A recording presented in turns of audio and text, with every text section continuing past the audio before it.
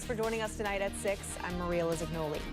The Human Rights Campaign gave Madison police a perfect score when it comes to LGBTQ+ equality. The department credits their MPD Pride unit, which meets bi-weekly to discuss inclusivity. NBC 15's Marcus Arsvold joining us live in the studio. Marcus, you spoke with police and with leaders from a Madison queer community today.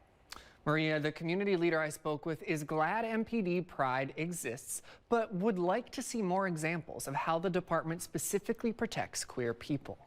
Madison Patrol Officer Anthony Vogel is an ally and part of MPD Pride, the task force that helped law enforcement receive a perfect score in 2022. I do most of my advocacy on patrol. The Human Rights Campaign's law enforcement section looks at two factors. Is an LGBTQ+ task force in place? And do police report hate crimes? Since both are a yes in Madison, MPD receives a perfect score. Vogel says he tries to be inclusive through respecting individuals whose name or gender might not match their driver's license. I put lines in my report saying, this person has, this name on their identification, however, they prefer to use this name and use these pronouns, and just little steps like that. Outreach LGBTQ+ Executive Director Steve Starkey says policing in Madison has improved throughout the last 5 years. He appreciates this increased inclusivity, but says simply having a task force isn't enough.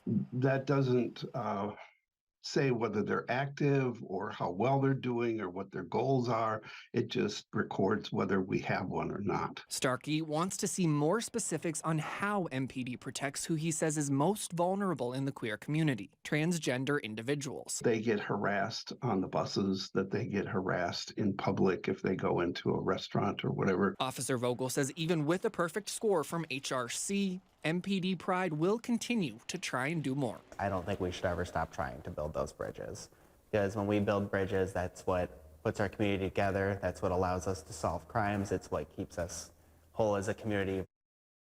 Starkey says MPD met with outreach one time in 2022, and he hopes in 2023 they can meet more often.